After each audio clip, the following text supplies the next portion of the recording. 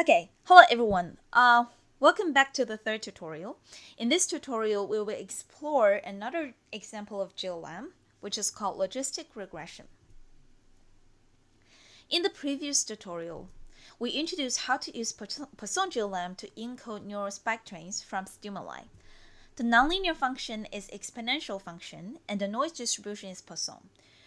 Here, in this video, we will talk about another instantiation of GLM for the purpose of decoding a binary decision of an animal from spike train data.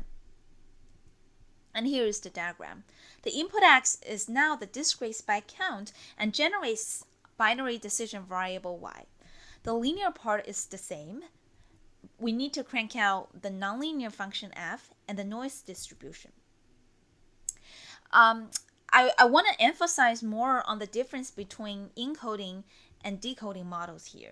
An encoding model usually attempts to predict brain responses based on the presented stimuli, while the decoding model attempts to predict the external experimental variables such as behavior, decision, and etc.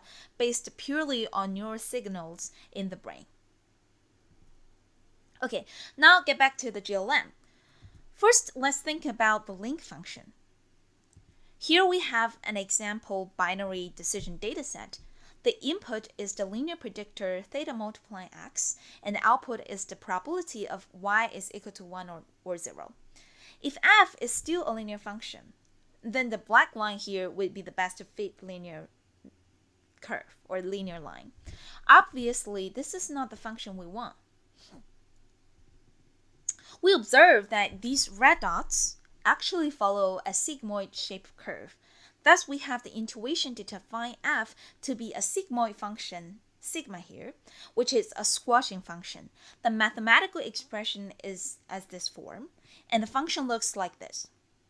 Notice that f of theta multiplying x is now a continuous value between 0 and 1. Next, let's move on to the distribution of the observation noise.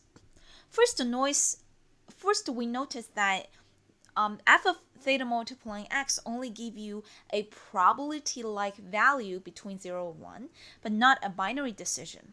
So people use Bernoulli distribution to generate a binary value with some input probability value. Think of a simple single coin flip experiment. Y is a binary random variable representing the outcome of the flip, and the head shows up with probability p, and the tail shows up with probability 1 minus p. Then the probability of y is written as this form, is equal to p when y is 1, and is equal to 1 minus p when y is 0. Alternatively, we could also write it in this form. The benefit of this form is that we can get rid of the if statement, so later we could optimize with the density function, with this mass function. Given the probability mass function, we can write down the decoding distribution now. Pyi given x and I theta is equal to the probability mass when the probability pi is equal to the sigmoid function of theta multiplying xi. Bring in the sigmoid to the mass function expression here, we arrive at this final expression. Thus, for all data points, the density function is the product of the probability density for each data point, which has this final expression. And therefore, we could finally assign Bernoulli as the noise distribution and complete the diagram. We call it Bernoulli GLM. Given the decoding distribution, we could write down the log likelihood for Bernoulli GLM. We just take the log of py given capital X and theta and separate the two terms into a summation. Notice that this log likelihood doesn't give us closed form solution for theta neither, and we need optimization to fit the model, similar to Poisson GLM. Finally, this model is also referred to as logistic regression. It's closely related to linear model, but with the sigmoid function, and works only for discrete outcomes due to the Bernoulli noise distribution.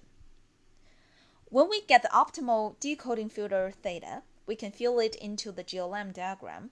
This specific filter tells us that the first chunk of spikes positively correlate to the behavior, while the later chunk of the spikes negatively correlate to the behavior. The spike counts around the peak and the valley have the strongest impact. Here we show a comparison of the 3 GLMs we introduced on day 4. We first revisited the linear Gaussian model. The output type is real value. The likelihood is Gaussian, and the mean of the Gaussian is just a linear predictor without nonlinear mapping function f. Next, we talk about the Poisson GLM. The output of the model is discrete count. Recall that we use it for fitting the spike count data. The likelihood is Poisson, and the spike rate lambda is exponential of the linear predictor. Finally, we talk about Bernoulli GLM, which is usually called as logistic regression. The output type is binary. It's used for a binary decision prediction task. The likelihood is Bernoulli, and the probability of this Bernoulli is sigmoid over the linear predictor. Okay, in the following notebook, you will inspect the sigmoid function and use skitlearn to fit the logistic regression model to a simulated decision-making data. Hope you have fun.